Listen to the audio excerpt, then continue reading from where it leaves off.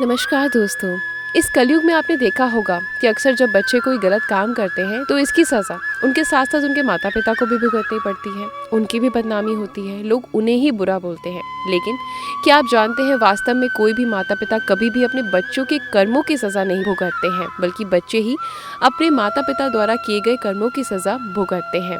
अगर आपको मेरी इन बातों पर विश्वास नहीं तो यमराज और पुत्री से जुड़ी आज की कथा जरूर ध्यान से सुने। आखिर कोई भी संतान अपने माता पिता द्वारा किए गए कर्मों की सजा कैसे भुगतती है।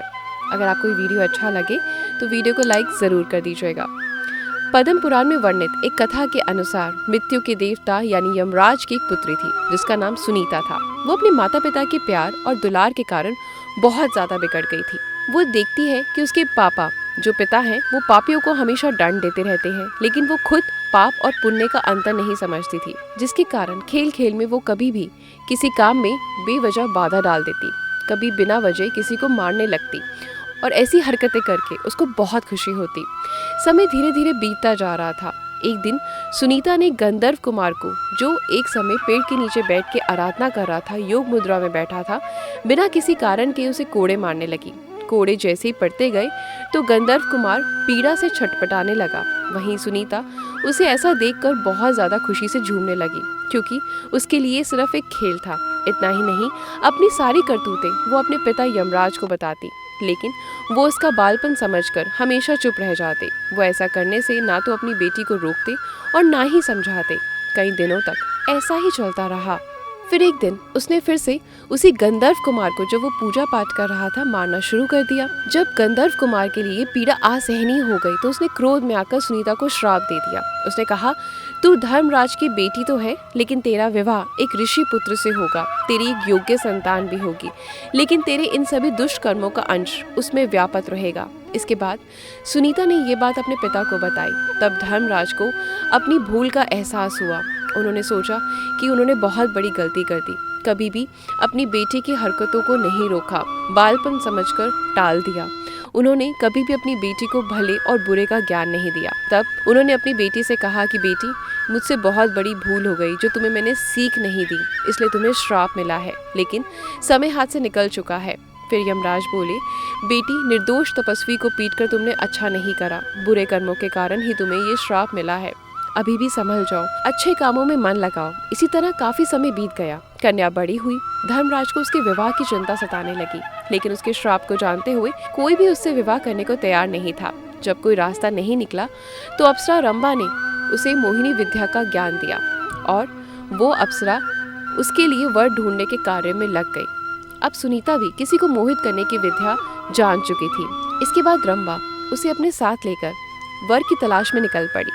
तब उसने नदी के तट पर अतरिंग अंग को देखा। सुनीता अतरिंग अंग को देखते ही उस पर मोहित हो गई। रंभा की माया और अपनी मोहिनी विद्या के बल पर उसने अत्रि कुमार को मोहित कर लिया और देखते ही देखते रंभा ने भी दोनों का गंधर्व विवाह करवा दिया, जिसके बाद दोनों सुख पूर्वक रहने लगे। फिर कुछ दिनों बाद एक पुत्र का जन्म हुआ जिसका नाम वेन रखा गया।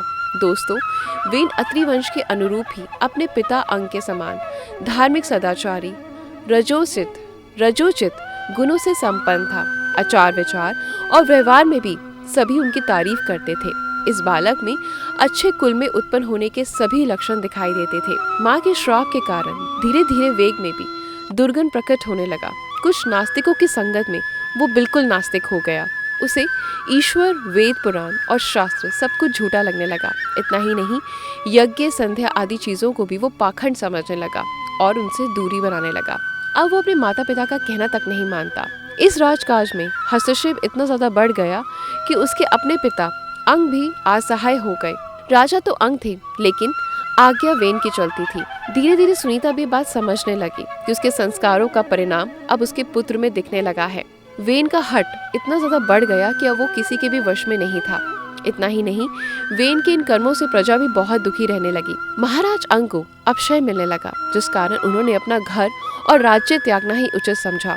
राजा अंग के घर त्यागने के बाद ऋषियों ने अंग पुत्र वेन को राजा बनाया और समझाया कि तुम्हारे दुष्कर्मों से दुखी होकर तुम्हारे पिता ने राज्य त्याग दिया है।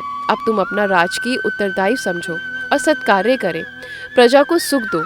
लेकिन दोस्तों, राजा बनकर वेन इतना अहंकारी हो चुका था, उसने बोला, आप लोग मुझे ज्ञान मत दे, स्वयं ही मैं बहुत बड़ा ज्ञानी हूँ। ईश्वर, धर्म, शास्त्र आदि सब मेरे आदेश से ही स्थापित होंगे। मेरी ही आज्ञा से सब कुछ चलेगा और मेरे वचन शास्त्र होंगे।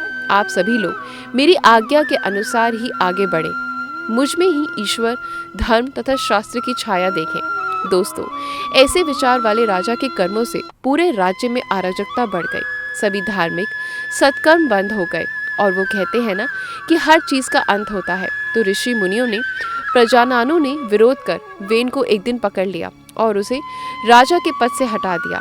सत्ता छिन जाने के बाद वो असहाय हो गया, जिसके बाद ऋषियों ने परामर्श से उनके पुत्र पृथु को राजा बना दिया और वेन जंगल की ओर चला गया। तो दोस्तों, इससे हमें ये सीख मिलती है कि अच्छे कुल का मनुष्य भी कुसंगति के कारण अपनी मर्यादा भूलकर कुकर्मी बन जाता है और अपने कुल धर्म को भूलकर सबके दुखों का कारण बनता है। वो खुद तो बर्बाद होता ही है, लेकिन अपने साथ पूरे कुल का नाश कर देता है। तो दोस्तों, इस कथा के माध्यम से आप भी समझ गए होंगे कि किस प्रकार माँ बाप के कर्मों की सजा उनके बच्चे को भुगतने पड़ती है।